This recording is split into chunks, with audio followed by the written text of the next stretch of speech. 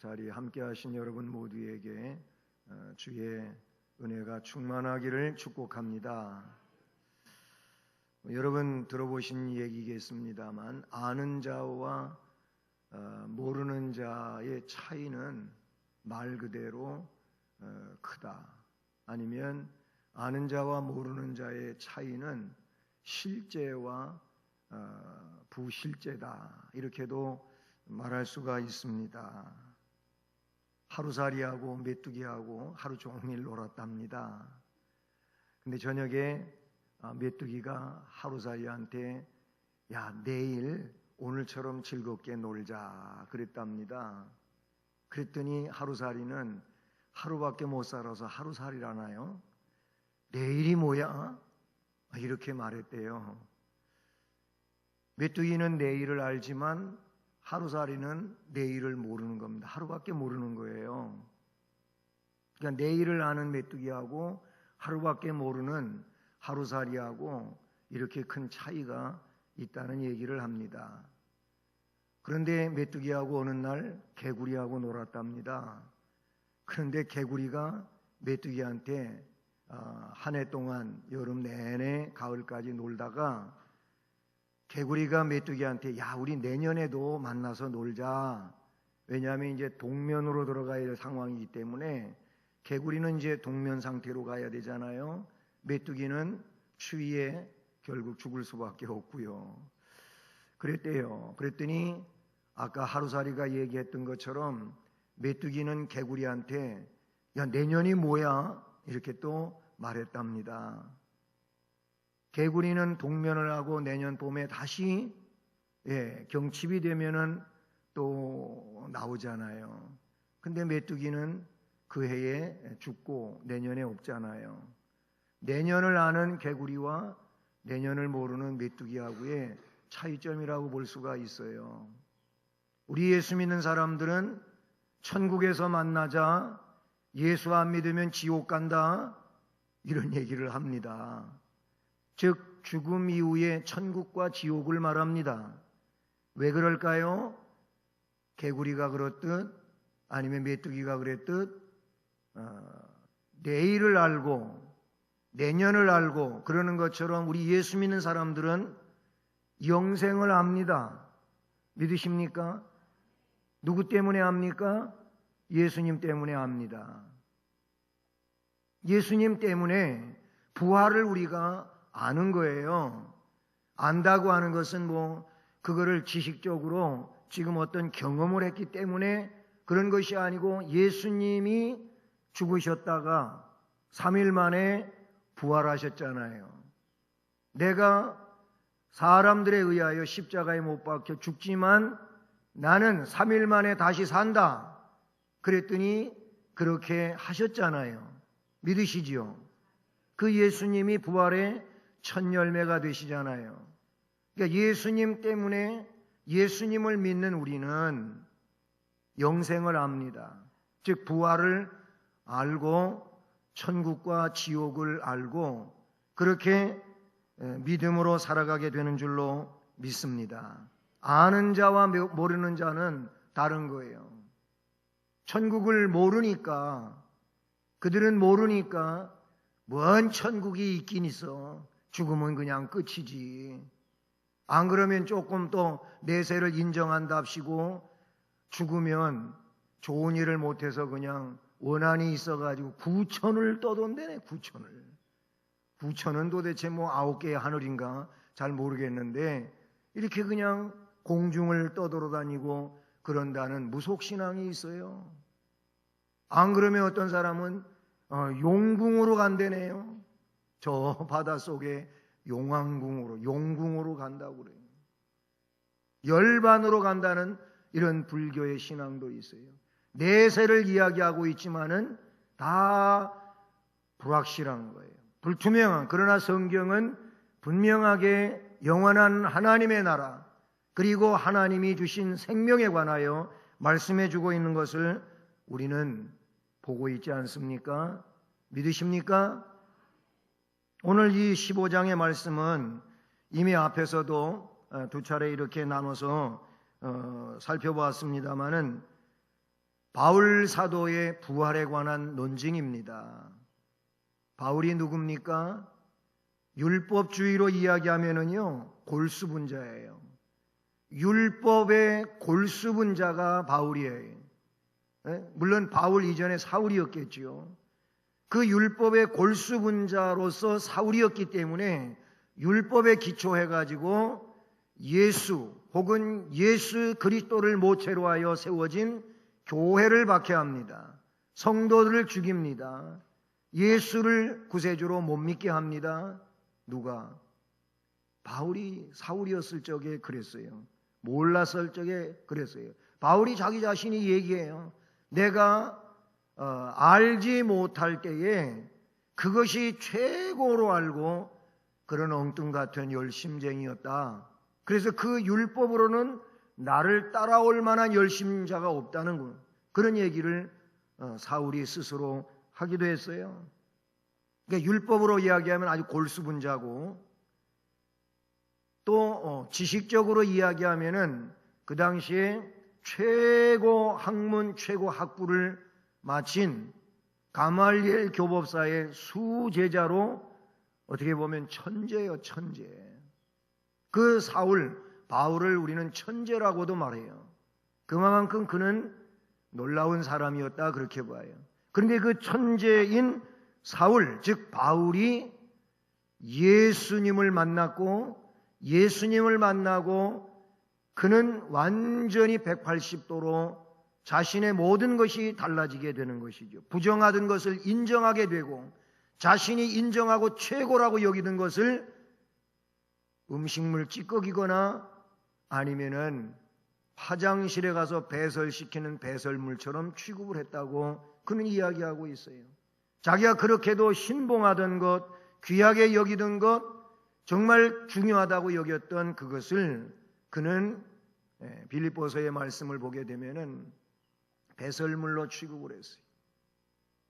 말씀드린 것처럼 거기서 말하고 있는 배설물의 원어적 표현은 먹다가 남겨서 이제 음식 찌꺼기로 버린 이것이 배설물의 하나고, 또 사람이 음식을 먹고 소화시켜서 그렇게 배변하는 내용이라고도 볼 수가 있죠.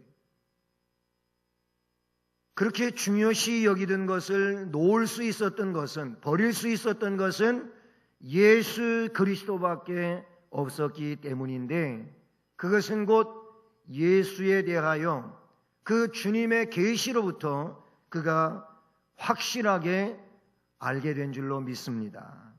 그러니까 이렇게 율법으로는 골수분자이며 그리고 천재인 사울이 뭐 잘못 먹어서 그렇게 된 겁니까? 아니면 좀 정신이 이상해져서 그렇게 된 겁니까? 사도행전에 보니까 사울아 내가 미쳤다 그랬어. 네가 너무 많이 배워가지고 너의 많은 학문이 너를 미치게 했다고 그런 얘기를 하니까 아니라고. 나는 아주 지극히 정상적이고 나를 미쳤다고 하는데 이 미쳤다고 하는 내용에 당신이 그렇게 됐으면 좋겠다고 이야기를 한 거예요. 그게 왜냐하면 진리니까. 그게 정말 하나님의 계시고 역사고 그리고 인생이 깨달아야 할 분명한 영생의 진리이기 때문에 그가 그 앞에서도 당당하게 말할 수 있었던 것인 줄로 믿습니다.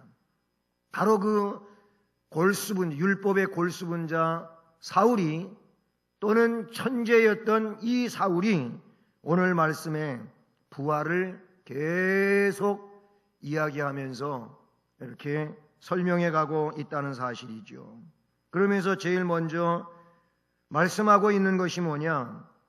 부활이 없다면, 오늘 12절, 13절 말씀에 보면 그래요. 너희 중에 어떤 사람들은 어찌하여 죽은 자 가운데서 부활이 없다고 하느냐? 이렇게 말하고 있어요. 그 당시 고린도 교회 안에는 마치 이스라엘의 사두개인들처럼 부활을 믿지 않는 사람들이 있었던 거예요. 부활을 믿지도 않고 그리고 이런 부활의 내용을 믿지 않는 그 영향력 때문에 그들이 바울이 전해준 복음 안에 온전히 세워지지 못하고 이거는 아닌 것 같다 하면서 부활에 대한 부정적 견해를 가지고 있는 사람들이 있었어요. 그래서 바울이 전해준 부활 신앙에 대하여 왜곡을 시키면서 엉뚱한 그런 생각을 가지고 이야기를 했었다 그런 얘기입니다. 하지만 바울 사도는 그러한 자들을 향하여 단호하게 반박을 하면서 논증을 해나가는데, 만일 부활이 없다면 그리스도의 부활도 없는 일이다 이렇게 말하고 있어요. 그러나 그 시대 속에서 그리스도의 부활은 분명한 것이었잖아요. 사람들이 본 것이잖아요. 그리고 느낀 것이잖아요. 그러니까 여기에 대하여 누가 반박을 할 수 있었겠느냐 그런 얘기예요. 그래서 오늘 말씀에 13절은 만일 죽은 자의 부활이 없으면 그리스도도 다시 살아나지 못하셨으리라. 아멘. 만일 부활이 없으면 그리스도의 부활 없는 일이다 그런 얘기예요. 근데 결국 이 얘기는 뭐냐면 그리스도가 부활하셨고 부활하셔서 제자들에게 500여 형제에게 그리고 나같이 덜 떨어진 사람에게도 나타나서 보여주셨는데 하면서 바울은 지금 논증을 펼쳐가고 있다 그런 얘기예요. 부활이 없다면은 그리스도가 왜 살아났겠느냐 이거예요. 분명 그리스도께서 죽으셨다가 살아나셨는데 그럼 그건 뭐냐는 거지요. 그 실체는 뭐냐는 거지요. 그 말씀을 지금 하고 있는 것이지요. 이 세상의 다른 모든 종교는 교주의 무덤을 자랑해요. 카이로에 가보면, 이집트 카이로에 가보면 그 스핑크스를 비롯해 가지고 피라미드가 이곳저곳에 있잖아요. 그게 누구예요? 파라오의 묘 아닙니까? 바로의 묘란 말이죠. 그 큰 무덤 속에 한 사람의 시신만 들어가 있는 게 아니고 많은 사람의 그런 시체도 들어가 있겠습니다만은 그게 뭐예요? 무덤이고 무덤을 자랑하는 거예요. 경주에 가면 왕릉들이 어마어마하게 큰 것들이 여기저기 있어요. 몇 년 전에도 여름 휴가에 그냥 저 부산으로 해가지고 경주로 해서 포항으로 해가지고 쭉 올라오면서 경주를 들려봤는데, 그런데 어마어마한 그냥 무덤 얼마나 커요. 그런 묘들이 있어요. 왕의 묘들 아닙니까? 그러면서 무덤을 자랑하고 있어요. 나는 이렇게 죽어서 이 속에 있다 그 얘기예요. 이스라엘 갔었어요. 예수님 무덤이 있긴 있어요. 그런데 무슨 무덤? 빈 무덤이에요. 빈 무덤. 빈 무덤이에요. 캐톨릭 신자들은 그 무덤 속에 들어가서 그 빈 무덤을 보려고 막 줄을 얼마나 길게 서가지고 기다리고 있는지 우리 같이 갔던 분들은 그냥 지나쳐 왔어요. 들어가 봐도 빈 무덤이고 이미 성경에 다 있으니까 그냥 껍데기만 보고 왔어요. 얼마나 또 이상하게 이 정교회 쪽하고 해서 그거를 보완하고 이 캐톨릭하고 정교회 쪽하고 해서 그 무덤을 관리하고 있는 거예요. 그러다 보니까 우리 개신교하고는 가보면 취향이 안 맞아. 어두침침한 게 이상한 냄새가 나고 막 그래요. 그리고 막 촛불이 여기저기 얼마나 켜져 있는지, 캐톨릭에서는 이 촛불을 굉장히 그게 좀 아주 위하잖아요. 그래서 여기저기 그런 불들이 켜져 있고 하여튼 이 냄새부터가 맞지가 않더라고요. 어쨌든 예수님 무덤은 시신이 그 속에 있는 것으로서의 그 무덤을 자랑하는 게 아니고 빈 무덤이에요. 빈 무덤. 비아 돌로로사, 예수님이 십자가 지고 가다가 쓰러지고 가다 쓰러지고 한 이런 12개 처소에 대한 그런 비아 돌로로사 길을 거쳐서 그 골고다 산상, 갈보리산에 올라가잖아요. 그리고 가봤어요. 그 루트를 따라가고 다 가면서 가이드가 설명, 여기는 예수님이 첫 번째 쓰러진 곳, 또 여기는 두 번째 쓰러진 곳 하면서 가면서 가봤어요. 어쨌든 빈 무덤이에요, 빈 무덤. 다른 데는 묘를 얼마나 크게 자랑한가 말이에요. 기독교는 부활의 종교입니다. 아멘. 그리스도의 부활은 기독교의 기반입니다. 부활 신앙을 갖지 못하고 있는 것은 예수를 그리스도로 믿지 못하는 것과 동일한 겁니다. 예수를 구세주로 믿는 것은 하나님이신 그분이 이 땅에 오신 것, 나의 속죄를 위하여 고난의 길을 가시고 결정적으로 십자가에 못 박혀 피 흘려 돌아가시고 그리고 장사 지낸 바 되었다가 사흘 만에 살아나시고 그리고 40일 동안 이 세상에 계시며 부활을 증명하시다가 하늘로 승천하시고 우리가 사도신경에서 고백하고 있는 것처럼 저리로서 그곳으로부터 심판자로 이 땅에 오시리라고 하는 예수 그리스도에 대한 신앙을 고백하는 내용이 있잖아요. 여러분 사도신경 보면은 우리 예수 그리스도를 믿사온데 하면서 성령의 인태하심에서부터 쭉 그리스도에 관한 내용을 심판까지 고백하고 있는 내용을 우리가 사도신경에서 보잖아요. 고백하면서 그냥 입술로만 주문해 오시게 하는 겁니까? 여러분 우리는 신앙 고백을 할 때 사도신경을 가지고 신앙 고백을 할 때 그렇게 하면 안 되는 거예요. 그 내용 하나하나가 내 신앙이고 나의 믿음에 대한 고백이어야 될 줄로 믿습니다. 부활의 소망이 신앙의 범주에 큰 몫을 차지한다. 이 신앙이 곧 우리의 생명인 줄로 믿으시기를 바랍니다. 부활을 부정한다면 기독교의 근본을 부정하는 것과 같은 거예요. 기독교의 기반을 뒤흔들어 놓는 것이 예수 부활을 믿지 않는 것이며 부활의 천년을 되신 예수를 믿음으로 나도 예수 안에서 부활할 존재인 것을 믿어야 할 줄로 믿습니다. 그러니까 만약에 부활이 없으면 그리스도의 부활도 없었을 것이다. 그런데 이 말은 곧 무슨 얘기냐면 그리스도의 부활이 있었으니 우리의 부활도 있다. 이 말을 이야기하는 것이지요. 그 다음에 두 번째 내용은 만약에 그리스도의 부활이 없다면 우리가 전파하는 것도 헛것이라 그런 얘기지요. 그 내용을 말씀에 나타내 주고 있는 거예요.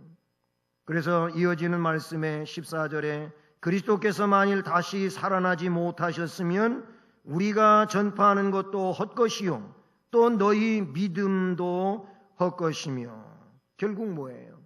전파하는 복음도 헛것이고 우리가 믿는 믿음도 헛것이고 15절에서는 또 우리가 하나님의 거짓 증인으로 발견되리니 거짓 증언을 하는 자다.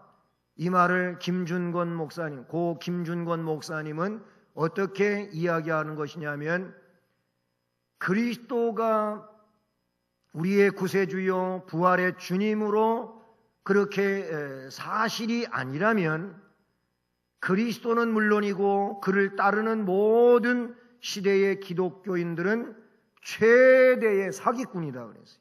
그분은 그렇게 얘기를 했어요. 최고의 사기꾼은 부활이 없다면 부활을 증언하고 있는 그들일 것이다 그랬어요. 그 말의 의미는 뭐냐면 예수 그리스도는 부활의 주님이시라는 거죠. 어떻게 그런 사기를 2000년이 넘게 치고 있는데 그 사기에 농락을 당하고 있겠느냐?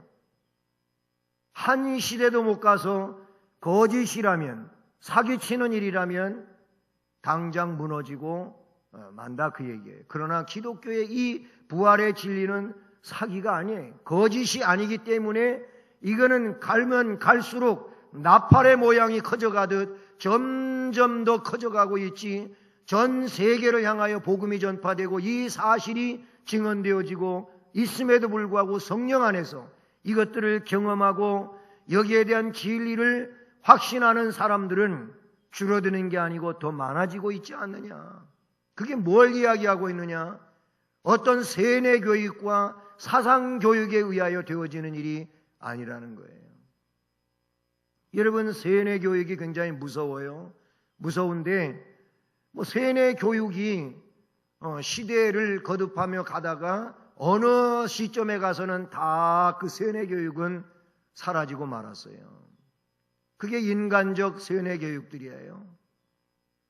기독교는 공산주의에서 이야기하는 것처럼 세뇌 교육이 아닌 거예요. 이거는 진리요, 진리. 말 그대로 사실이라 그런 얘기가 되는 것이죠. 그래서 우리가 전파하는 것, 주님의 부활이 없었다면 이게 뭐라고? 헛것이라 그런 얘기예요.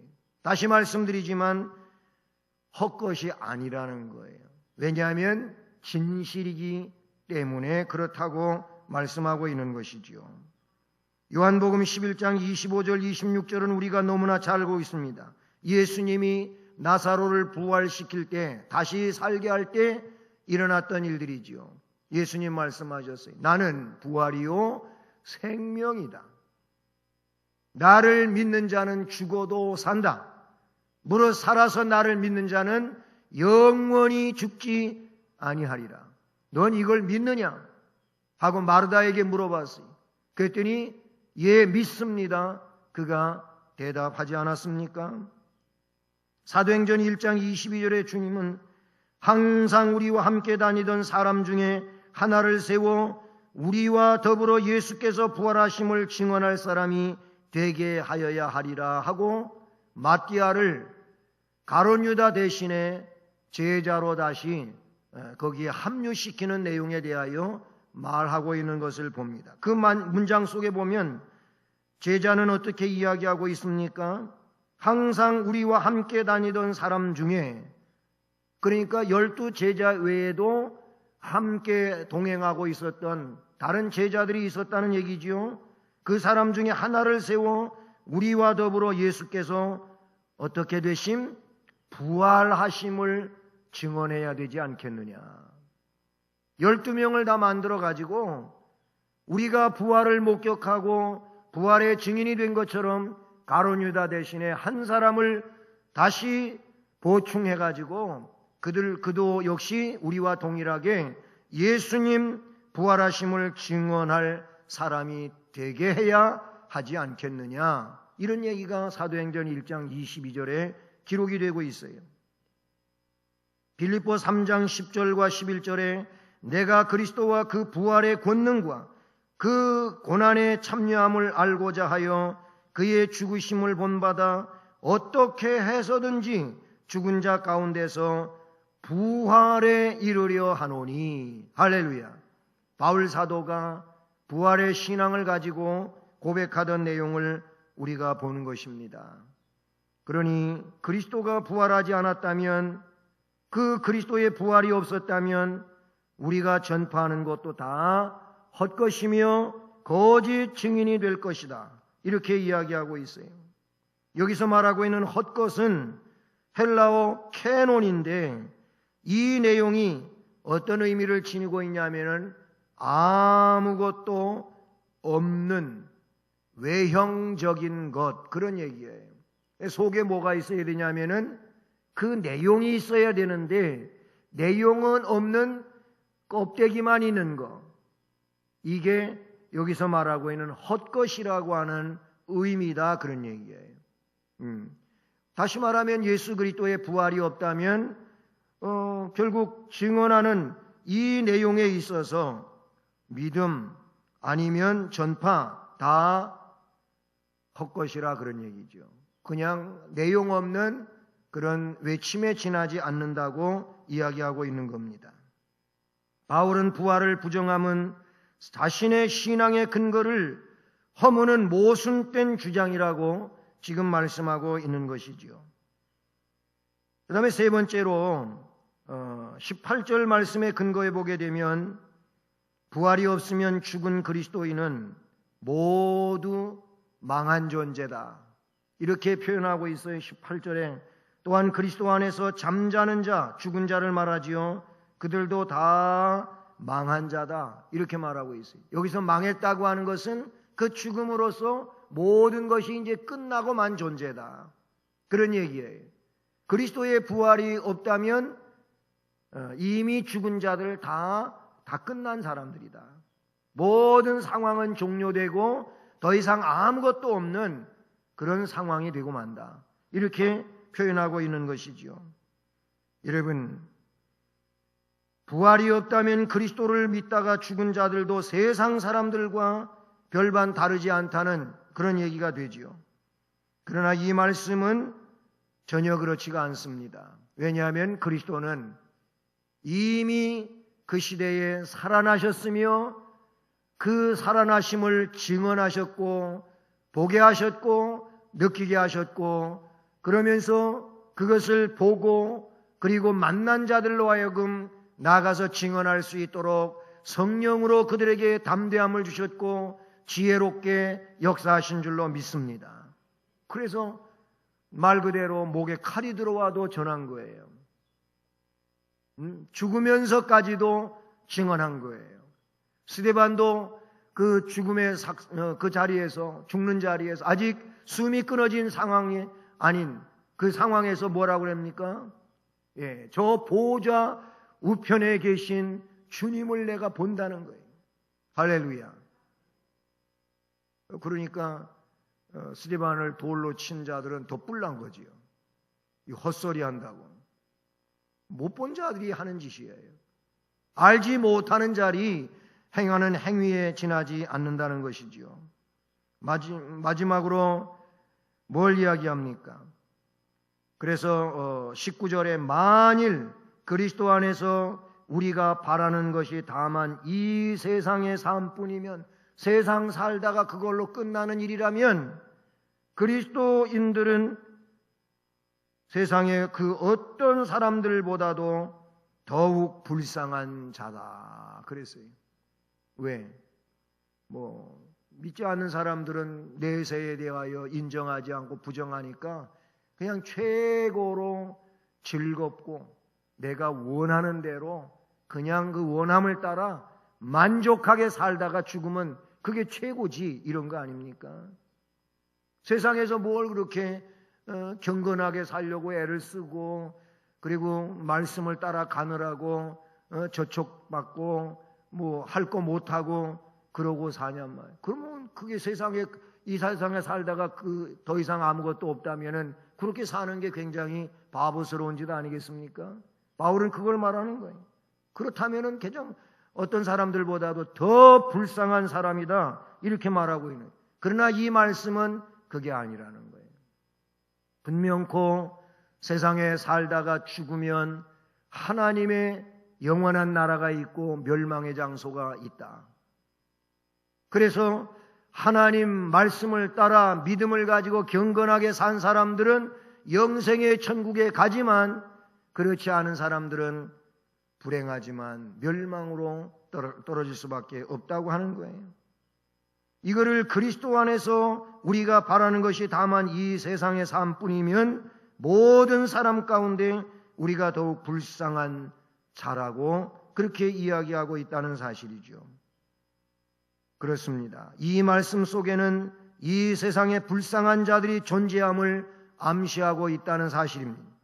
그리고 그것은 그 불쌍한 상태에 정도의 차이가 있으며 그 불쌍함의 정도가 내세의 소망에 의하여 규정됨을 보여준다고 하는 사실인 것이지요.